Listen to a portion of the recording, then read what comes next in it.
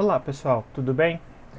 Nesse quarto vídeo da disciplina Controle e Melhoria da Qualidade, ainda falando um pouco sobre a introdução aos conceitos, eu vou falar um pouco sobre os gurus da qualidade, algumas das pessoas que revolucionaram a forma de se pensar qualidade, desenvolveram ferramentas, mudou mentalidades, mudou culturas, influenciou de diversas maneiras. Eu vou fazer nessa lista de gurus, eu vou elencar seis de pessoas que desenvolveram, ajudaram nesse conceito. E a ordem não está na ordem de importância. É até difícil classificar a importância de cada um deles dentro do conceito. Eu simplesmente fiz uma lista por ordem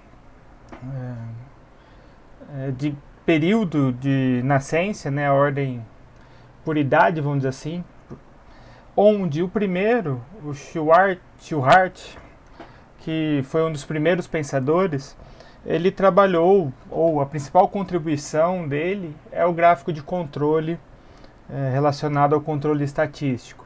Um segundo que a gente vai discutir hoje é o Deming, que entre vários itens, ele é mais conhecido por desenvolver o PDCA ou por aprimorar o PDCA, como a gente vai ver daqui a pouco. O Juran, com uma visão estatística da qualidade, também é um nome bem famoso nessa área, ajudando de diversas formas.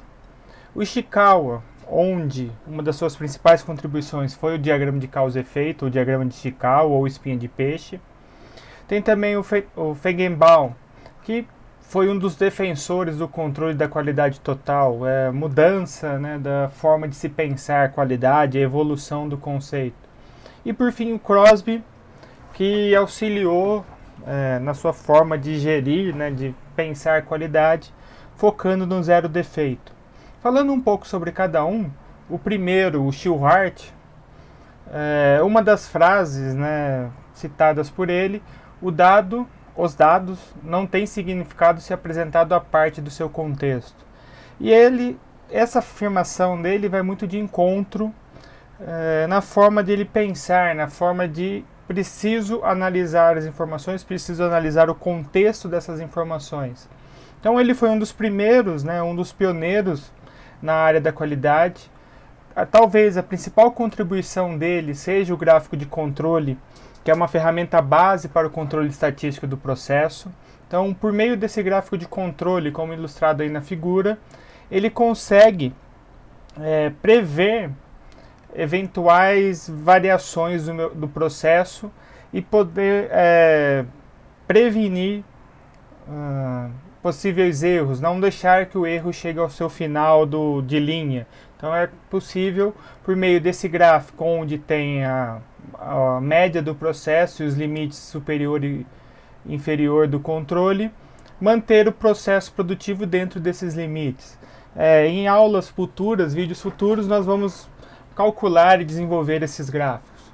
Então, a ideia por trás desse gráfico é justamente eliminar a inspeção propriamente dita e controlar o processo por meio dos dados obtidos, né? Então reduzindo o número de reincidências de não conformidades. Então, pontos que tendem a ficar fora desse limite de controle devem ser observados e corrigidos, ou identificados a causa.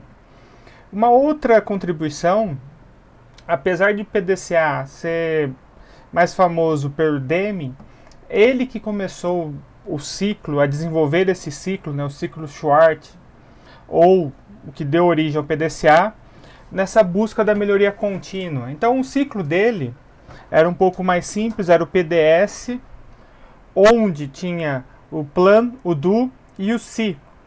Só que, como a gente vai ver daqui a pouco por Deming, o ciclo Shewhart tinha ainda uma vertente mais passiva, uma vertente de expectativa com o verbo si. E o Deming trocou, né, colocou aí o checar e o take action, que mudou um pouco a forma de se pensar, de agir antes de tomar decisões, checar e pôr em prática. assim como nós conhecemos o ciclo PDCA hoje. Ele também, Deming aprimorou o ciclo do PDCA porque influenciado por Shewhart, porque o Shewhart, além de ser um professor, trabalhou e influenciou o Deming nas suas ações, né, na sua formação profissional. Falando do Deming, ou melhor, antes de falar de Deming, o Shewhart também foi um dos primeiros a pensar no custo-qualidade, né, no impacto que isso pode trazer para o processo produtivo. Só que ele focou no custo do retrabalho, das matérias-primas que se perdiam e tudo mais. O Deming, que também tem a afirmação, não é suficiente fazer o melhor. Primeiro é preciso saber exatamente o que fazer para depois dar o seu melhor. Isso vai muito de encontro a essa linha do PDCA, né, de tomar ações, planejar, checar nesse ciclo de melhoria contínua. E Deming tem como um dos principais nomes da qualidade, porque ele contribui muito na reconstrução do Japão, né? Então, ele, por meio da forma de pensar o PDCA, por meio dos princípios que eu vou falar daqui a pouco, ele mudou a visão e os métodos japoneses em relação à qualidade. Muitos consideram ele o marco zero da história da qualidade japonesa.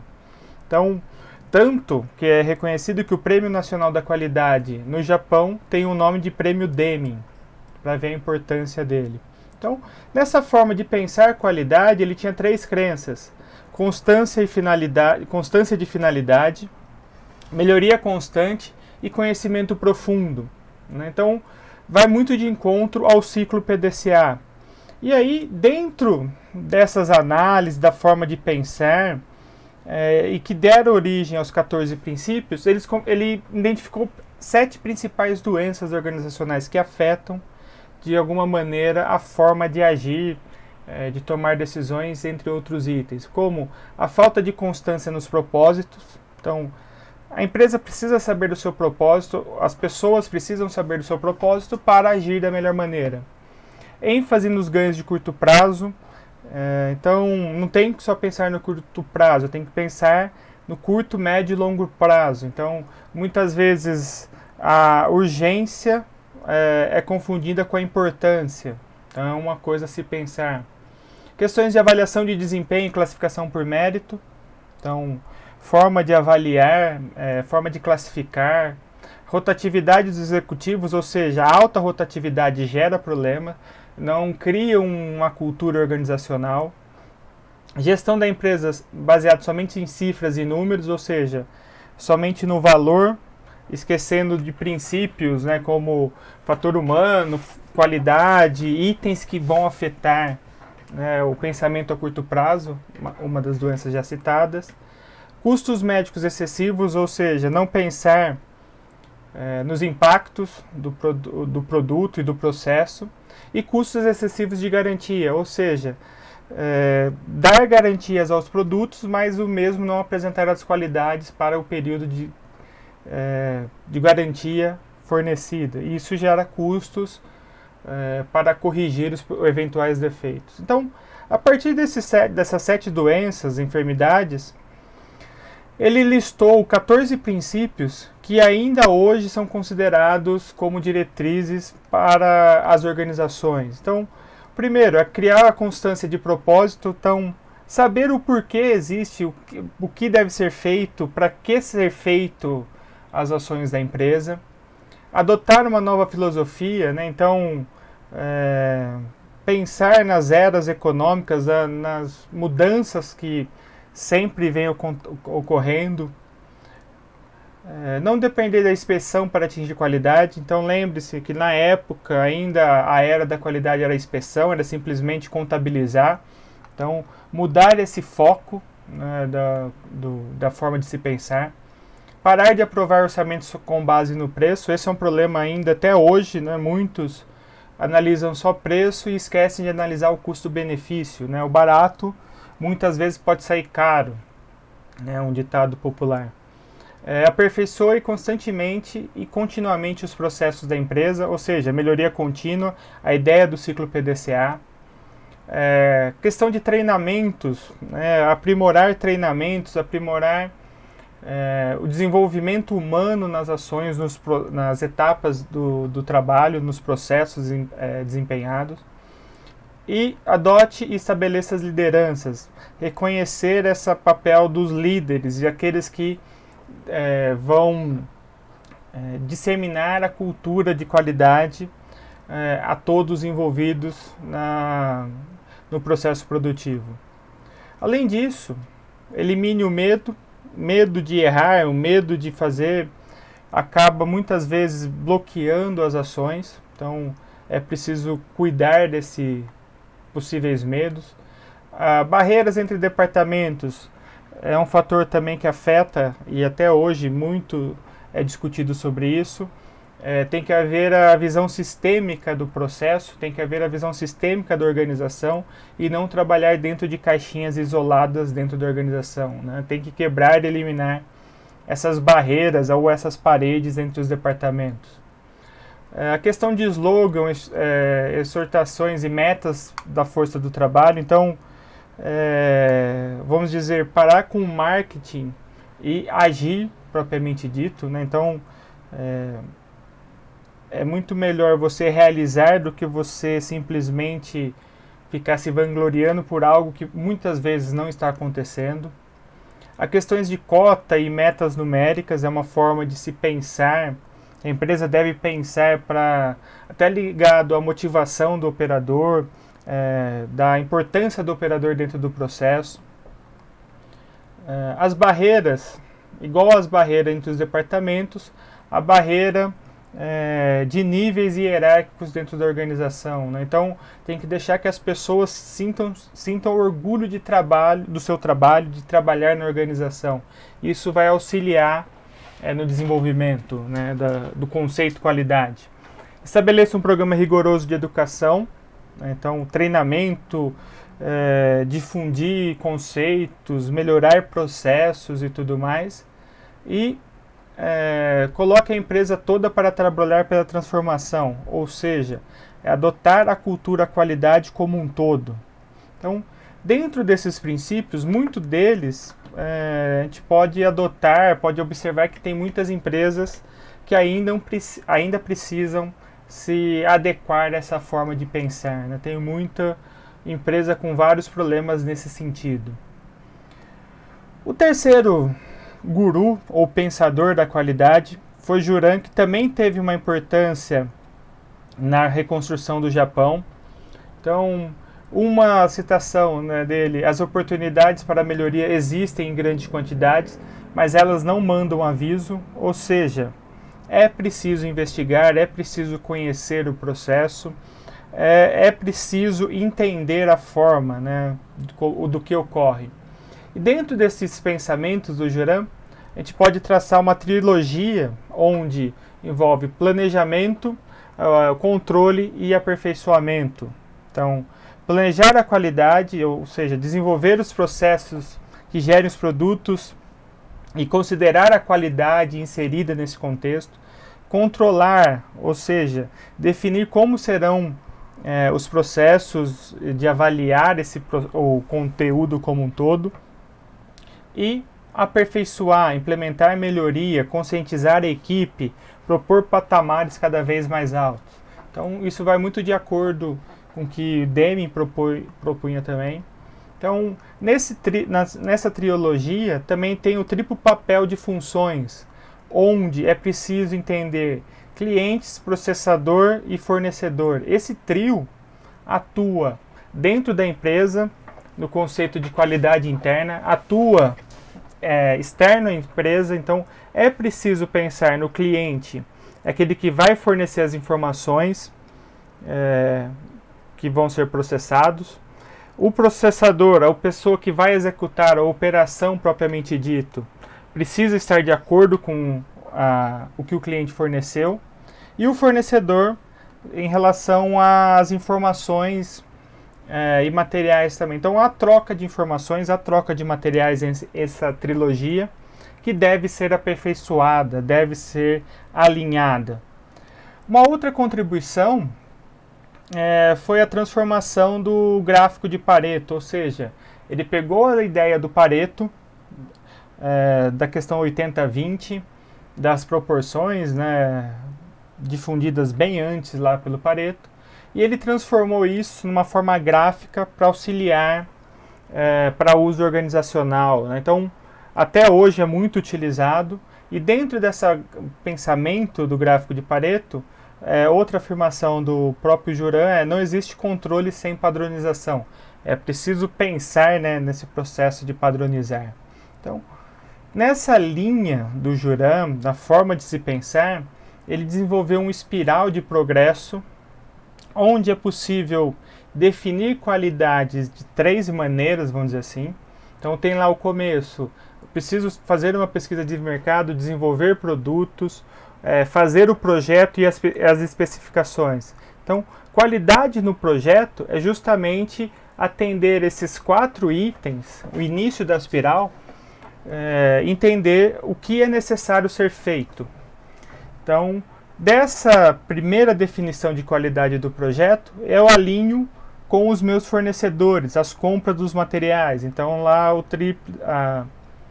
a linha tríplice de atuação, né, o meu fornecedor. Esse meu fornecedor tem que estar alinhado àquilo que foi projetado, as especificações.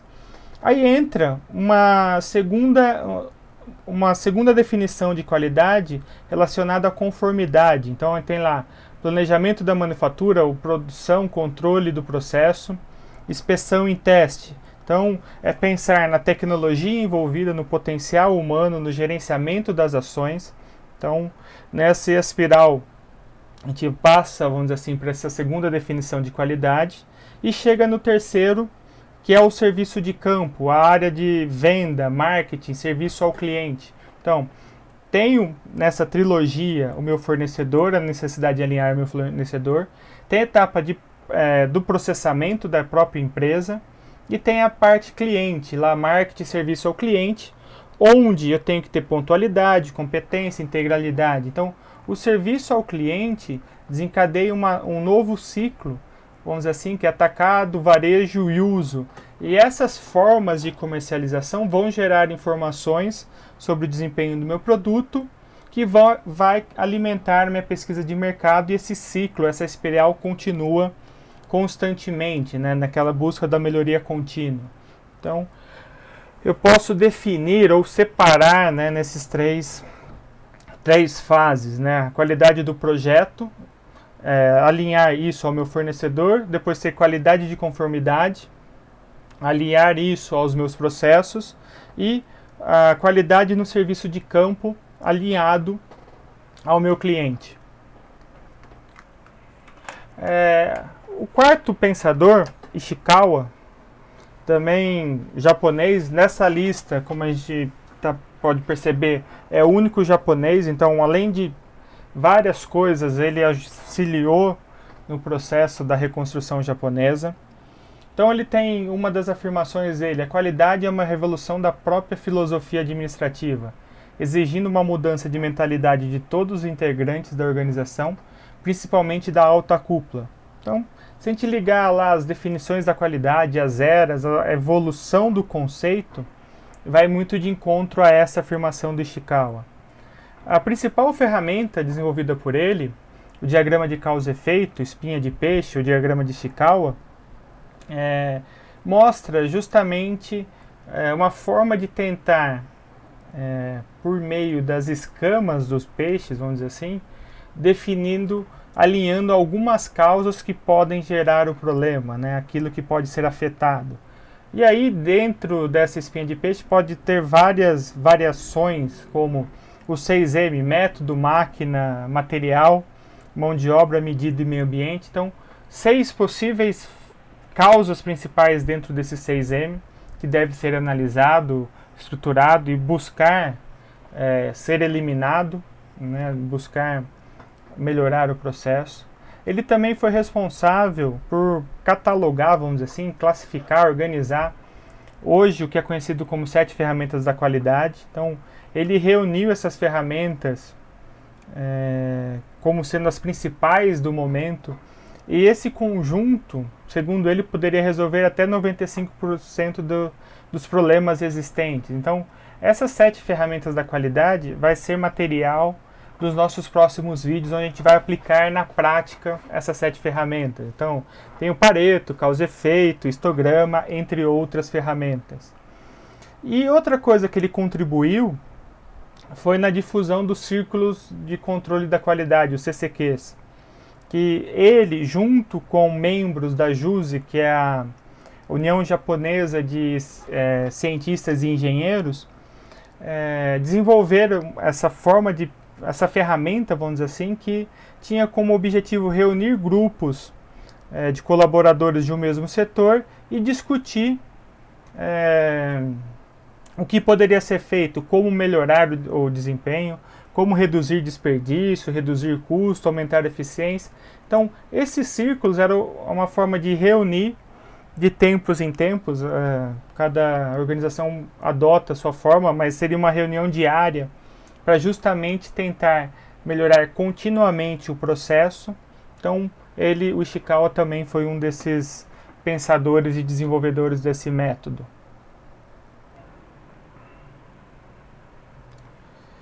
O quinto, Feigenbaum, pensava lá que qualidade é um conjunto de características do produto ou serviço em uso, as quais satisfazem a expectativa do cliente. Essa afirmação também vai de encontro ao que ele pensava como defensor do TQM, né, o controle da qualidade total, que qualidade é uma responsabilidade de todos, ou seja, é uma soma dos esforços de toda a organização, de todos os membros. Então, a qualidade é o que o usuário, o cliente diz que é. Então, a partir desse princípio, eu tenho que desenvolver, né, um sistema eficaz que vai integrar os esforços para entregar aquilo que é desejado. Dentro desse controle, ele dividiu em 4 grandes grupos, vamos dizer assim: controle do projeto, controle do material recebido, controle do produto e estudo de processos especiais. Então, por meio dessa figura, é possível, né, fazer essa separação entre essas 4 grandes atividades. Então, controle do projeto, vender produtos de qualidade, projetar produtos de qualidade, planejar processos de qualidade. Então, tem tudo a ver com o projeto, desenvolvimento da forma, da ideia. A segunda, o material recebido está relacionado ao fornecedor. Então, comprar material com qualidade, receber e inspecionar é uma necessidade de ser controlada. Então, vai muito de encontro o que o Juran desenvolveu, a espiral do Juran. O controle do produto tem a ver com a parte de fabricar da forma certa, inspecionar, distribuir e instalar, assim, o produto, fazer com que ele chegue da forma como é esperada pelo consumidor. E alinhado a todos esses processos, desde o desenvolvimento do novo produto até o uso final dele para o nosso cliente final, podem haver ainda vários processos especiais que também devem ser controlados. Outro item importante, ele aprimorou o estudo de custos da qualidade, desenvolvido lá pelo Shilhart em 1931. Shilhart pensava só no custo econômico, né, a consideração de custos de retrabalho e desperdício. Ele já começou a pensar que esses números e a linguagem financeira deveria ser utilizada para mostrar que a falta de qualidade na empresa custava muito caro. Então, o custo da não qualidade é muito maior do que o custo do desenvolvimento de um processo com qualidade, né? Então, isso envolve todas essas etapas de controle, de projeto, materiais e produtos. E ele percebeu, por meio dessas análises de custo, que um termo, né, de fábrica oculta, planta oculta, onde métodos de retrabalho, desperdício de materiais afetava diretamente ou drasticamente o potencial produtivo da empresa. Então, algumas empresas chegavam a perder até 40% do seu potencial de produção, ou seja, praticamente metade da sua capacidade produtiva era perdida. E aí vem esse termo de planta oculta. E por fim, Crosby, né, mas não menos importante, a afirmação dele: somos bastante lentos na mudança porque rejeitamos o que é novo. Uma curiosidade sobre Crosby, que ele era um gestor em busca de resultados, não era engenheiro, ele tem formação de médico e advogado. Então, talvez essa formação médica dele, onde equipamento não pode falhar de forma nenhuma, levou ele a pensar nesse item do zero defeito, ou qualidade é cumprir o cumprimento dos pré-requisitos estabelecidos.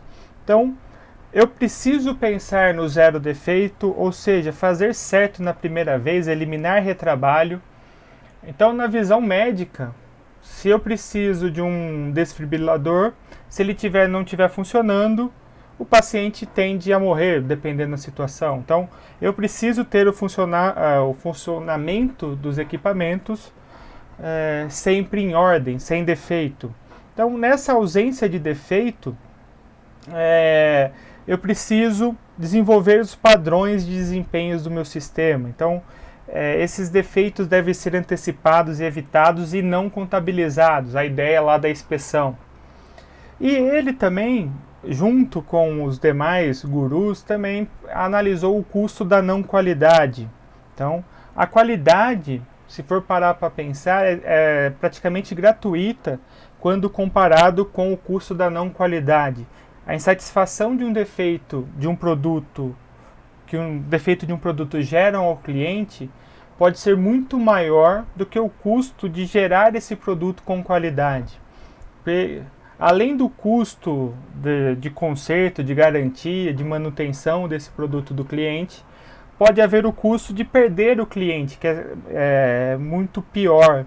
Então, nessa ideia de pensar, tem que pensar, vamos dizer assim, que custo, a qualidade é um investimento e não um custo. Eu tenho que evitar que ocorra a não qualidade.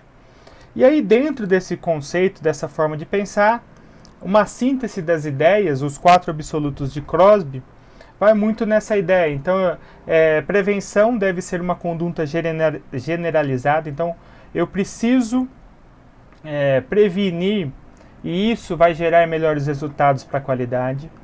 Utilizar a metodologia de custo da qualidade como uma ferramenta gerencial, ou seja, analisar a qualidade ou o custo da não qualidade deve ser a medida a ser utilizada.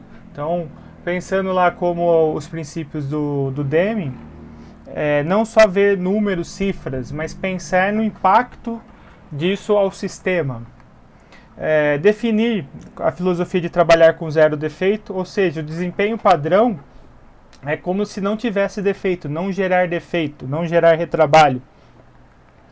E para obter o nível de qualidade desejado, é preciso atender às conformidades especificadas, ou seja, exigências do cliente. Lembrando que cada vez mais nessa evolução, o foco é no cliente, agregar valor ao cliente. E dentro desses estudos, do que foi desenvolvido, é possível também classificar os 6 Cs de Crosby, ou seja, compreender o significado de qualidade, compromisso da alta administração, competência dos envolvidos, comunicação extremamente importante, a correção de defeitos e eventuais problemas que possam haver, e continuidade de todos esses processos. Então eu preciso sempre pensar na melhoria, pensar no impacto que isso possa gerar. Bom, sobre os gurus, seria isso que eu tenho para falar por hoje. Não deixe de deixar seu comentário, sugestões, críticas, tudo para tentar melhorar o material de divulgação, de controle e melhoria da qualidade. Até um próximo vídeo, abraços!